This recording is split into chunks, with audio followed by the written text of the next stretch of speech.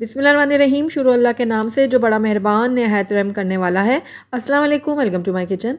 आज मैं जिस स्नैक की रेसिपी आपसे शेयर कर रही हूँ ना, ये बहुत ही यूनिक स्टाइल के स्नैक्स हैं जो ऊपर से बहुत ही क्रिस्पी बनेंगे और अंदर जो इसके स्टफिंग हम डालेंगे ना, ये बहुत ही करारी बनेगी और बहुत ही मज़ेदार बनेगी।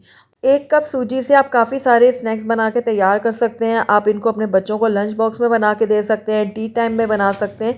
इसके अलावा आने वाले रमज़ानों में आप इनको बना सकते हैं और सबसे बड़ी बात ये कि आप इनको फ्रीज़ कर सकते हैं। तो आप ज़रूर ट्राई कीजिएगा मेरी इस रेसिपी को। तो चलिए फटाफट से इस क्रिस्पी और मज़ेदार सी रेसिपी को बनाना शुरू करते हैं। तो सबसे पहले मैंने यहाँ पर एक पैन ले लिया और इसके अंदर 2 कप मैं डाल दूँगी पानी। पानी ऐड करने के बाद इसके अंदर मैं डालूँगी नमक। तो नमक आप अपने टेस्ट के अकॉर्डिंग डालिएगा। उसके बाद मैं इसके अंदर ऑयल ऐड कर रही हूँ। तो 2 खाने के चम्मच भर के मैंने ऑयल डाला है इसके अंदर। और जैसे इसमें हल्के-हल्के से बॉयल आने लगेंगे ना, तो इसके अंदर मैं सूजी ऐड कर दूँगी। तो 1 कप मैंने यहाँ पर सूजी लिया भर के और सूजी ऐड करने के बाद मैं इसको फटाफट से मिक्स करूँगी ताकि इसमें कोई भी लम्स ना पड़े।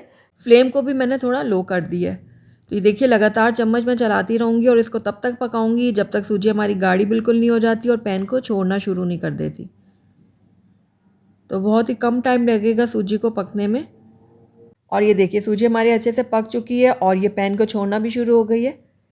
बस सूजी को हमने इतना ही पकाना था। फ्लेम को मैं बंद कर दूँगी, इसको कवर करके एक तरफ रख देती हूँ ताकि सूजी जो है हमारी अच्छी तरह से जितनी कसर रह भी गई ना, वो भी पक जाए। तो ये देखिए मैंने कवर कर दिया। अब अगले स्टेप की तरफ हम चलते हैं। तो यहाँ पर मैंने एक दूसरा पैन ले लिया और इसके अंदर 2 खाने के चम्मच मैं डालूँगी बटर यानी कि मक्खन। आप चाहे तो घी या फिर ऑयल का भी इस्तेमाल कर सकते हैं। तो ये देखिए बटर हमारा मेल्ट हो चुका है। अब इसके अंदर मैं प्याज ऐड करूँगी। तो एक छोटे साइज़ की प्याज मैंने ली थी जिसको मैंने बिल्कुल बारीक चॉप कर लिया था। अब इसको मैं डाल के हल्का सा पका लूँगी। हमने इसको कलर नहीं देना, बस इतना पकाना है कि प्याज हमारी नरम हो जाए। जैसे ही प्याज नरम होगी तो इसके अंदर हम बारीक कटी हुई हरी मिर्चें शामिल करेंगे। ये आप अपने टेस्ट के अकॉर्डिंग डालिएगा। मैंने यहाँ पर 2 बड़े साइज़ की ली थी हरी मिर्चें, वो काट के इसके अंदर ऐड कर दी हैं। अब हरी मिर्चों को भी मैं कुछ देर के लिए कुक कर लूँगी। तो कुछ देर मैंने हरी मिर्चों को भी पका लिया। अब इसके अंदर कुछ ड्राई स्पाइसेस ऐड करते हैं। तो सबसे पहले मैं इसके अंदर ऐड करूँगी कुटी हुई लाल मिर्च 1 चाय का चम्मच, ये आप अपने टेस्ट के अकॉर्डिंग डाल सकते हैं। भुना हुआ कुटा हुआ ज़ीरा मैंने इसमें लिया 1 चाय का चम्मच, काली मिर्चों का पाउडर लिया 1 चाय का चम्मच और यहाँ पर मैंने लिया है नमक, ये आप अपने टेस्ट के अकॉर्डिंग डालिएगा। मैंने 1 चाय का चम्मच डाला है और साथ ही यहाँ पर चिकन पाउडर भी मैंने डाल दिया 1 चाय का चम्मच।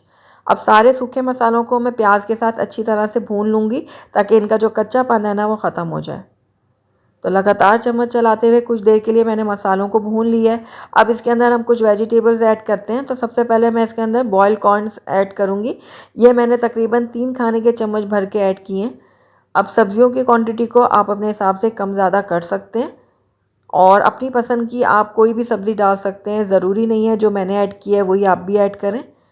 तो कुछ देर कॉर्न्स को भूनने के बाद इसके अंदर मैं शिमला मिर्च ऐड कर रही हूँ।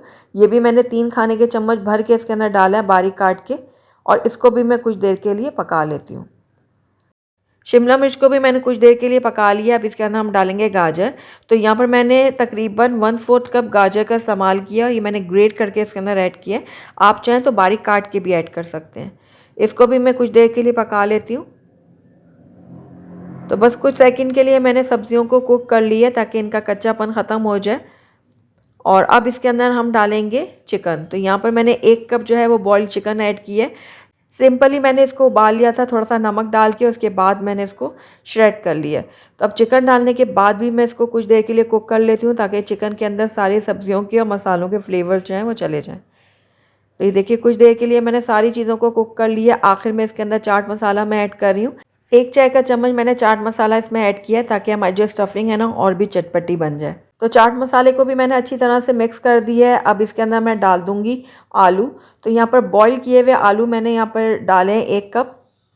तकरीबन यहाँ पर मैंने 3 अदद दरमियाने साइज़ के आलू लिए थे जिनको मैंने बॉईल करके ग्रेट कर लिया है। अच्छी तरह से कद्दूकस करके इसके अंदर मैं ऐड कर रही हूँ और इसको भी मैं मिक्स कर लूँगी।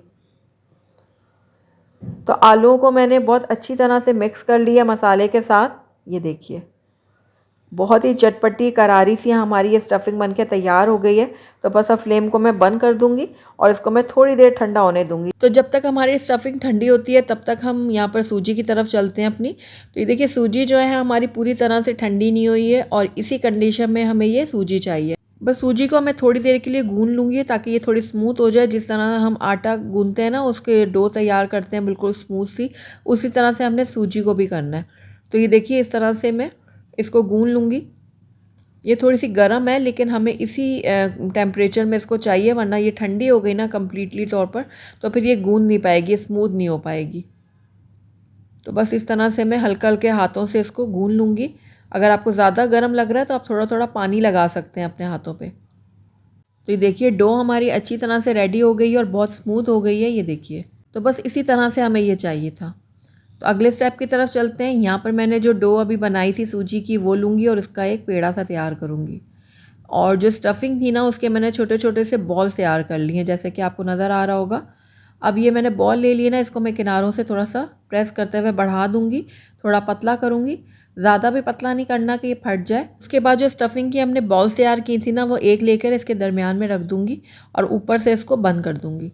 इस तरह से हमने अच्छी तरह से सील करना है इसको। उसके बाद इसको हम एक राउंड शेप दे देंगे, जिस तरह से बॉल होती है ना उस तरह से। तो ये देखिए इस तरह से।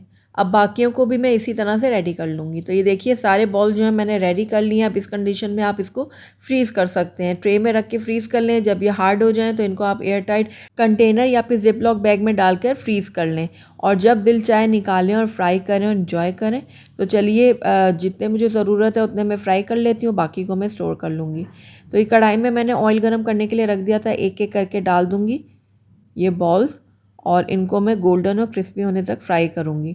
तो जैसे ही हम इनको डालेंगे ना कढ़ाई में, फ़ौरन से आपने टच नहीं करना। जब ये थोड़े सेट हो जाएंगे उसके बाद हल्का हल्का इस तरह से आप हिलाते जुलाते इनको फ्राई कर लीजिएगा।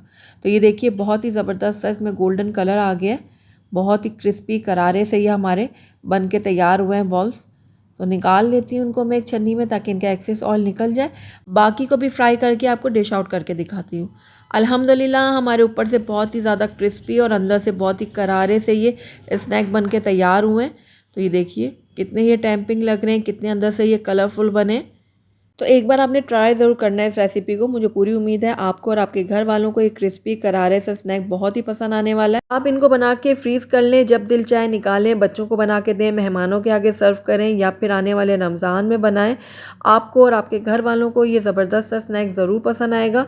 तो ज़रूर ट्राई कीजिएगा मेरी इस रेसिपी को। अगर आपको मेरी रेसिपी पसंद आई है तो इसको लाइक करें, अपने दोस्तों के साथ शेयर करें और अगर पहली दफ़ा मेरे चैनल पर आएँ तो काइंडली इसको सब्सक्राइब भी कर लें और साथ ही बेल आइकन को भी प्रेस कर दें ताकि मेरी हर नई आने वाली वीडियो की नोटिफिकेशन सबसे पहले आप तक पहुंचे।